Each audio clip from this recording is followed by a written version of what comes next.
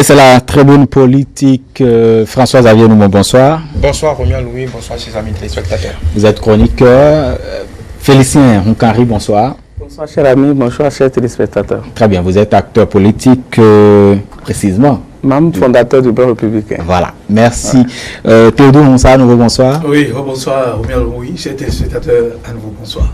Voilà, un an de vie pour les deux grands partis, on pourrait le dire, l'Union progressiste et le Bloc républicain. On se rappelle du 1er décembre à Cotonou et du 8 décembre à Parakou.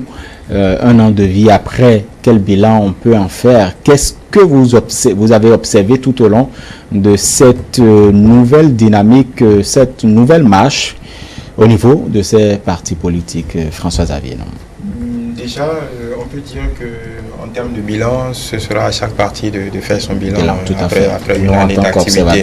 En tant qu'observateur, déjà, on peut se féliciter d'une certaine lisibilité de la vie politique dans notre pays, d'une certaine clarté dans les prises de position. C'est vrai que ces deux partis sont affiliés à la mouvance présidentielle et soutiennent l'action du chef de l'État, mais on peut déjà dissocier, on peut déjà lier clairement leur appétence pour telle question du point de vue de leur positionnement, de leur propension à réagir sur telle ou telle autre question préoccupante dans la cité et qui polarise la vie de l'opinion publique. On peut déjà dire qu'on a quand même assaini quelque peu l'architecture politique dans notre pays, parce qu'il y a une confrontation assez saine, assez, je ne dirais pas cordiale, mais assez saine, assez franche. On sent quand même qu'il y a une démarcation franche entre le bloc républicain et l'Union progressiste. Déjà, à l'Assemblée nationale, il y a le rapport de force est clairement à l'avantage de l'Union progressiste. Donc, et ça se transcrit également dans l'architecture du gouvernement. Donc, on a une lisibilité assez claire de la vie politique dans notre pays. Donc, on peut déjà se féliciter d'avoir quand même réussi à implémenter une nouvelle façon d'appréhender la politique. Aujourd'hui, les règles sont un peu plus claires par le passé, et on peut déjà remarquer que les uns et les autres tentent quand même avec plus ou moins de succès de s'approprier les nouvelles règles qui dictent notre vie politique. On a eu aussi l'étape des amendements, des récents amendements à la Constitution.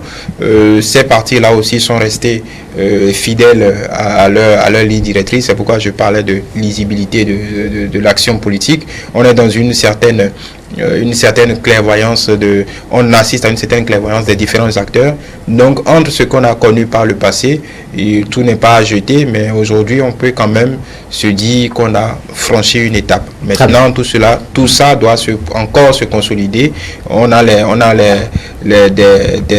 une nouvelle étape bientôt qui va faire office de juge de paix, les nouvelles élections. On y reviendra, tout à fait. Théodore Moussa, est-ce que vous avez la même appréhension? Vous observez la même chose que François-Xavier? Oui, pratiquement la même chose, parce que ce qu'on est en train de vivre, bien ce qu'on a vécu depuis un an avec ces deux partis, c'est du nouveau, parce que c'est la première fois dans l'histoire de notre pays où on voit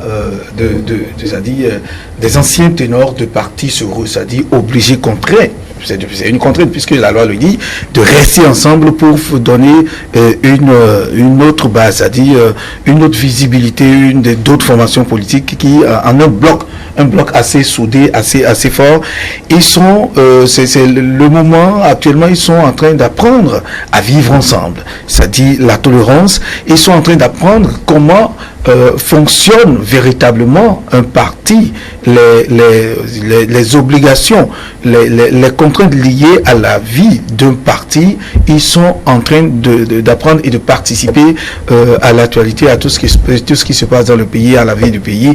Et donc, je crois que c'est assez important, et ça donne de l'espoir que désormais le Bénin, c'est-à-dire quand on parle de parti politique au Bénin, c'est une autre vision, puisque vous l'avez vu, tous ces petits partis, des associations, tout est devenu... Carrément, vous les appelez associations? Oui, en fait, c'était des associations, ce qu'on avait vécu auparavant. Mais depuis quelques temps, ce n'est plus ça, c'est le grand ensemble maintenant. Et ça donne de la valeur, ça donne du poids, de la considération et beaucoup d'avenir, une visibilité assez claire à la vie politique. Je crois que c'est merveilleux. Et ce qui se passe, tout ce qui se passe à l'Assemblée, que ce soit au sein du gouvernement, l'animation de la vie politique aujourd'hui, je crois que c'est assez appréciable. Très bien. Félicien Fayon, excusez. Félicien Nkari, bon, c'est le nom d'un confrère qui... Félicien Nkari, voilà, vous êtes acteur politique, vous êtes membre du Bloc républicain, au-delà des slogans qu'on connaît, maintenant le cap, le cheval... plus uni, plus fort pour construire le Bénin. Ça, voilà, au-delà. Est-ce que nous sommes allés au-delà de ces slogans? Merci beaucoup. Je crois que tous les Béninois ont vécu depuis 2016 qu'il y a une nouvelle lecture de la chose politique. Le chef de l'État a voulu à ce que nous assainissons le paysage politique, passer des associations ou des partis régionaux à un grand ensemble où tout le Bénin se retrouve. Et c'est le vrai fondement même du système partisan qui veut que nous ayons des partis représentatifs et forts dans le pays. Et un an dans la vie de l'Union progressiste, Bloc républicain et des autres, ce n'est pas négligeable. Vous avez, comme l'a dit M. Théodule, un marché où toutes les régions se concèdent, où toutes les générations se concèdent, parce que nous avons désormais l'obligation de rester ensemble et de travailler ensemble, de parler politique ensemble. L'homme de Lomé est obligé de rester avec l'homme du Koufo, l'homme de Malanville pour discuter des choses politiques, alors que par le passé, chaque zone s'occupe de son paysage, et ça fait que nous avons des partis ethniques, des partis régionaux, les partis du Nord, les partis du Sud, ainsi de suite, ou bien les partis des jeunes, les partis des vieux. Aujourd'hui, nous avons tout le monde mélangé ensemble, et l'expérience que nous vivons au sein des deux blocs qui aujourd'hui sont représentés à l'Assemblée nationale montre clairement que le Béninois peut vivre ensemble, et le Béninois, quand les conditions sont réunies, peut rester ensemble et peut parler du développement ensemble. Et c'est ce que nous avons constaté. Mais d'autres ont l'impression que vous murmurez tout bas. C'est évident parce que c'est un an que nous sommes retrouvés ensemble. Et par exemple, si nous prenons le Bloc républicain dont je suis membre, c'est plus de 200 mouvements ou partis politiques. Et imaginez que plus de 200 mouvements partis politiques se retrouvent ensemble. Ce n'est pas d'un coup de magie qu'ils vont parler d'une même voix. C'est petit à petit que nous allons tout mélanger, et remuer et avoir un parti unique et solide. Et c'est ce que nous sommes en train de faire. Vous voyez, par exemple, moi je suis au Républicain, je suis allé là-bas avec mon mouvement politique. J'ai mes congressistes, je suis allé au congrès à Parakou avec mes éléments. Et nous avons notre perception de la chose politique. Nous sommes obligés de vivre ensemble avec plus de 200 autres formations politiques avec leur idéologie. Donc ce n'est pas du jour au lendemain, en un an, que nous avons dit que tout est rose, il n'y a rien qui se passe. Non, c'est humain, et c'est en surmontant ces petites divergences que le parti va se consolider au fil du temps, au fil des années. Et nous croyons que les un an passés avec l'un ou l'autre des partis, les résultats que chaque parti dégage montrent clairement que nous sommes bien partis pour vivre ensemble, pour rester ensemble pour longtemps. Voilà. Au-delà de ces questions, est-ce que en un an de vie, par exemple, de l'Union progressiste et du Bloc républicain, quand même vers la fin de ce que ces 12 mois voudraient bien être bouclés, on a quand même constaté des désistements d'un camp, ou d'autres personnes qui quittent le Bloc républicain pour l'Union progressiste, d'autres qui quittent l'Union progressiste pour le Bloc républicain. Est-ce que c'est des étapes à franchir dans la marche, dans la nouvelle marche, justement, au sein de ces partis politiques? Oui, ces différents positionnements, ces débauchages, ces affiliations, ces, disons, je ne dirais pas retournement de veste, mais ces ajustements sont tout à fait inhérents à la chose politique. Il y en aura encore, de toute façon. Tous ces grands ensembles ne sont pas à l'abri d'une scission du jour au lendemain. C'est la chose politique. Il faut pouvoir trouver, comme l'acteur politique l'a souligné, la cohabitation n'est jamais aisée. Déjà au sein d'un propre parti, d'un parti lambda qui n'est pas assujetti à l'obligation d'aller fusionner avec tel ou tel autre parti, la vie politique n'est pas de tout repos. Aujourd'hui, on a peut-être mis fin au clientélisme politique, mais au niveau du débat interne, mis à part la question de l'idéologie qui transparaît et qui s'imprime quelque peu dans les habitudes des uns aux autres, le marchandage politique a toujours sa place, parce que fusionner, d'accord, mais sur le terrain, il y a encore des fiefs, il y a encore comment on appelle, il y a encore je ne veux pas dire marchés captifs, mais des bases politiques des bases politiques auxquelles des leaders sont affiliés et ils y ont encore la même mise, grand parti ou pas, UP, UBR ou pas, donc ça ne va pas se diluer du jour au lendemain dans une grande masse simplement parce que on partage une même idéologie ensemble. Donc on est toujours, ce n'est pas parce qu'on est au sein de gros ensembles que la bataille politique a cessé d'exister, et ça va se voir, ça va se transparaître au fur et à mesure à l'épreuve des compétitions électorales. Donc désistement, positionnement, affiliation de tel ou tel autre acteur politique, il y en aura encore, et c'est ce qui est tout à fait normal. Mais aujourd'hui, ce qui change, c'est que tous ces événements-là sont mieux encadrés. On ne se lève plus un beau matin et on a rêvé, on a peut-être compris que son intérêt est ici, ou bien à la veille d'une élection, on se désiste comme ça tout de go, parce qu'on a le financement avec soi. Le parti n'existe que par le biais de le bien vouloir d'un chef. Donc aujourd'hui, c'est beaucoup plus lisible et beaucoup plus encadré qu'avant. Donc les règles du jeu sont très simples, mais ça n'empêche pas que l'individu puisse s'exprimer au-delà de ces grands ensembles et choisir son camp au gré de ses je ne dirais pas de son bon vouloir, mais de ses convictions les plus intimes. Très bien. Voilà. Docteur Moussa, on pourrait dire que l'une des épreuves ayant quand même surmonté ces deux partis, ce sont les législatives, on pourrait le dire, mais la plus grosse épreuve, c'est bien les communales qui se pointent à l'horizon, les municipales, les communales.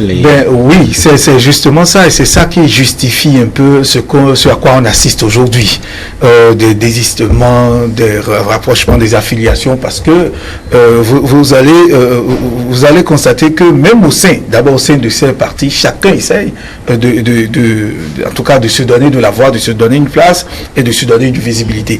Et donc les échéances qui s'annoncent, les échéances communales sont de taille. C'est l'élection même à la base, et c'est ça qui fait la force des partis. Quand vous n'avez pas une bonne assise, vous n'avez pas une base, vous n'avez pas assez de conseillers, vous n'avez pas assez de chefs d'arrondissement, etc.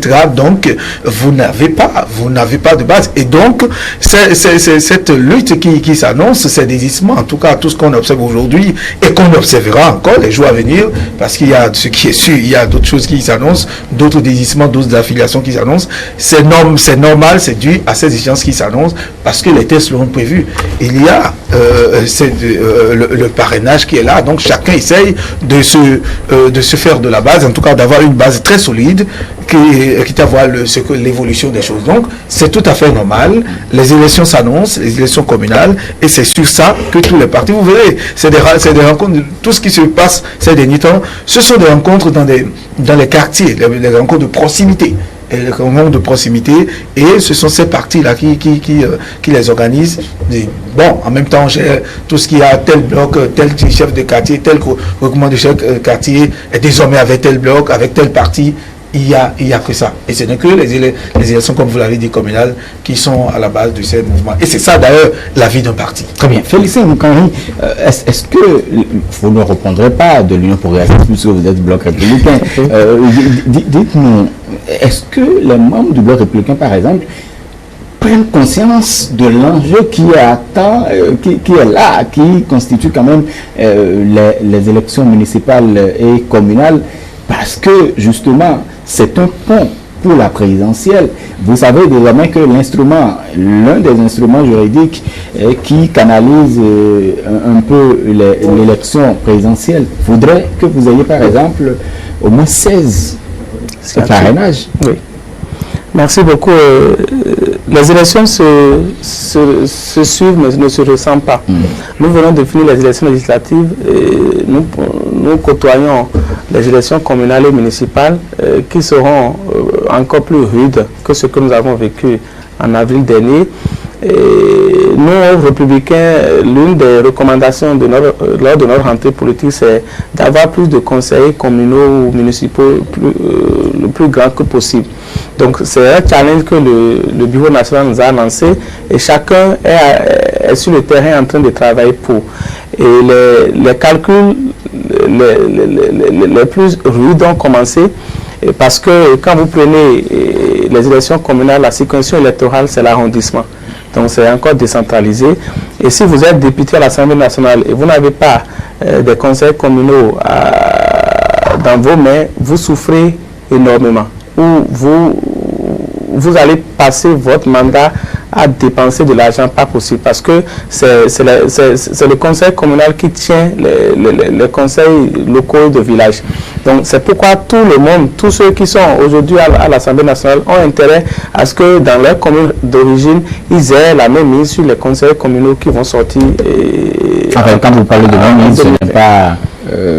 Non, le contrôle, c'est pour dire, si je suis député BR dans ma commune à Adjoum, j'ai intérêt à ce que le prochain conseil communal de la commune d'Adjoum soit BR en majorité, pour ne pas trop souffrir lors de mon mandat parlementaire. C'est ça qui justifie aujourd'hui ce que les mouvements que vous voyez et les calculs de positionnement ont commencé déjà, parce que nous sommes déjà dans les pré-campagnes, qui ne dit pas son nom. Donc les calculs de positionnement ont commencé. On voit déjà que l'autre est en avance sur moi dans mon arrondissement, alors que de l'autre côté, c'est un peu vierge. Voilà, donc on va de l'autre côté pour se positionner là-bas et avoir sa chance. Donc c'est les jeux que nous sommes en train de faire maintenant. Et c'est dans tous les cas, vous allez entendre BR a débauché, IP aussi a débauché BR dans telle zone, où désormais les autres partis que nous ne voyons pas encore leur grand mouvement sur le terrain, qui se préparent énormément aussi parce que il n'y a pas de cadeau à se faire dans ce combat. Eux aussi ils vont commencer leur débouchage et la conséquence de tout ça, c'est il faut que j'ai une bonne position pour se faire élire conseiller communal ou pour être pour être maire ou CA, ainsi de suite. Donc chacun a son objectif. Et tant que ces calculs seront d'actualité, nous aurons tous ces mouvements jusqu'au jour des élections ou à la dépôt de est-ce que cela ne... En fait, cela ne viendra pas, effectivement vous avez répondu, mais le défi de positionnement, c'est aussi un gros enjeu quand on sait que j'ai la facilité d'être positionné quand je me retrouve dans tel parti par exemple, très rapidement je peux me retrouver de l'autre côté. Oui, c'est inhérent à la vie politique de tout parti politique, surtout dans des contextes comme les nôtres. Le fief a encore un contenu, a encore une expression sur le terrain. Donc ceux qui ont des fiefs voudront je ne dirais pas les monnayer, mais les batailler pour les sauvegarder, simplement parce que ces prochaines élections communales vont déterminer beaucoup de choses. Je pense, je le disais tout à l'heure, ces prochaines élections vont être comme vont jouer comme un juge de paix pour les prochains 5 ans ou non 4 ans, parce que ça va déterminer beaucoup de choses au-delà même des présidentielles. Et heureusement qu'on parle aussi des autres partis politiques qui affûtent les armes, parce que ce ne sera pas simplement UPBR, même si ce sont les deux mastodontes qui sont à l'Assemblée nationale aujourd'hui. Je pense que beaucoup d'autres partis vont rejoindre la danse d'ici là, même celles qui ne sont pas, je pense au PRD notamment, même celles qui sont sous les radars en ce moment, on se demande comment ils vont s'y prendre. Tous ces partis-là vont, je suis prêt à parier que tous ces partis-là seront au rendez-vous. Donc la compétition sera on ne peut plus serrée, parce que là on parle de UPBR, mais si le PAD se met dans la danse, par exemple avec ses principaux fiefs, je pense que la bataille sera encore la bataille sera encore un peu plus rude. Donc ce ne sera pas un entre-soi, contrairement à ce que tout le monde pense. Ce sera une bataille assez rude, et ça aussi sera comment on appelle, on pourra jauger après ces élections-là de la solidité du système qu'on est en train de construire, parce que inévitablement il y aura des conséquences sur comment on appelle, les positionnements des uns des autres, la force de frappe de chaque parti.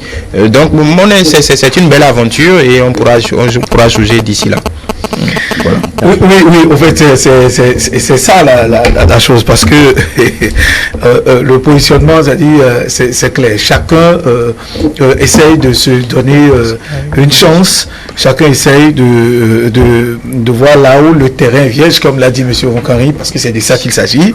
Et quand vous prenez, par exemple, ça, en fait, je m'inspire un peu de ce qui se dit un peu partout.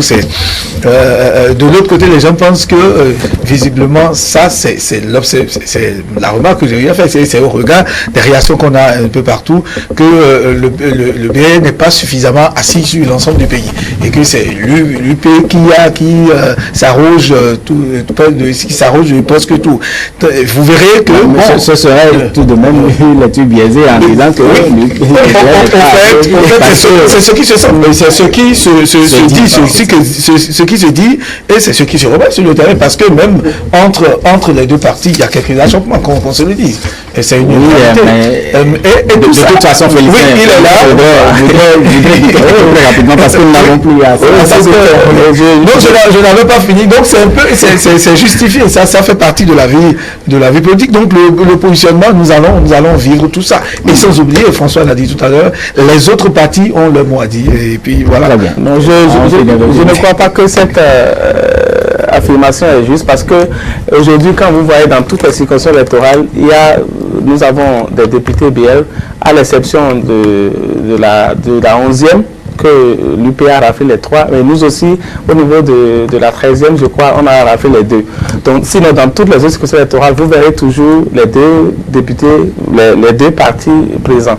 Et ce qui se passe aujourd'hui, c'est encore plus rude, parce que tout le monde sait que c'est les 2 partis qui ont un peu la capacité nationale, qui couvre le pays en entier. La représentativité. Et puis, moi j'ai été aux élections législatives passées, j'étais suppléant de l'honorable Paulin Benou. Donc, je sais ce que nous avons vécu en termes de débauchage de conseillers communaux, ce que ça a coûté pour chacun. Et c'est pourquoi tout le monde court pour que nous ayons plus de conseillers communaux possible, pour ne pas trop discuter. Et je crois que c'est de bonne guerre, et nous allons nous atteler à cela jusqu'à la fin de l'échéance, pour que le résultat, chacun va apprécier s'il a pu avoir plus que l'autre. Et puis voilà.